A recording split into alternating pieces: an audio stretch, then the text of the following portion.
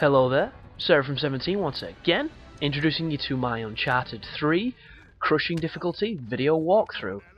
This is the first level and it's called Another Round. So what's going to happen here is you're thrown straight into the shoes of Nathan Drake and straight into this lovely bar fight. And the difference between any other difficulty and crushing difficulty is you're not going to have the button assists anymore telling you when to counter and when to bash circle. So all you've got to do is, it's kind of a little bit like Batman if you played it. You've got to watch the guys around you. You've got to watch for when they do the moves. There are certain signs that show you that people are going to counter you, and you've just got to act accordingly. There's a counter move right there. As soon as you miss and you see them rear up and time slows ever so slightly, that's when you've got to counter. There are other ones, but the other ones are slightly more challenging, especially when they do the kicks. They can be much harder to see. But just do your best, and you shouldn't have too much of an issue, because you can take a couple of punches before you die, and your life will regenerate if you move away from them. Which is something you're going to see happen in the next fight when I go up against the big guy, because I mess up the timing twice, and I don't even know why, and I get screwed. But this is the big guy. He punches straight into the urinal, face first, never a fun time. And then you've got to fight him, and you're going to fight a lot of these guys, and they're all pretty much the same. It's just a longer fight against a tougher enemy, and he messes me up. So I go in for the punch, I get that other punch. There's the circle, because this is a different encounter it tells you about. He throws you through to the wall, and then it's time to fight him.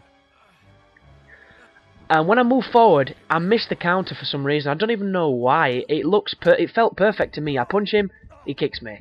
And obviously, I'm very close to death, so if you stand just in this corner when you get hurt, he doesn't come for you.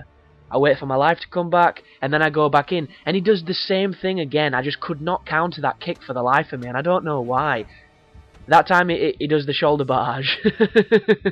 So I wait once again, get my life back, and this time I managed to counter him. So you can beat this guy in slow strides if you're having troubles, but as soon as you hit that first counter, that's when it gets easy, because you can start proper beating him up then. And it's just a case of every time he does that little slow-mo, be prepared to do a dodge. And this first level's extremely short. And I will be trimming out the cutscenes on this game, but there's a part of me that wishes I wasn't, because they're just absolutely fantastic. If there was ever one game that I would have all that stuff in, it would be this, because my god is it fantastic. But once you hit that dude with the top of the toilet, the first part of, well, the last part of this boss fight is down. You can move out of the room, and we're going to be moving back up to Sully. And there's going to be a little bit more fighting when we move through this kitchen. So as soon as you come in here, a bunch of chefs are going to attack you, or dudes, I don't know who they are. Nowhere near as challenging as the last room, because there's a lot more space between you and them. If you get them up against the sides, Drake does do context-sensitive motions where he smacks them with things, and they go down a lot faster. Especially if you grab them, the grab can help. But once you get to that doorway, the first level is done, people.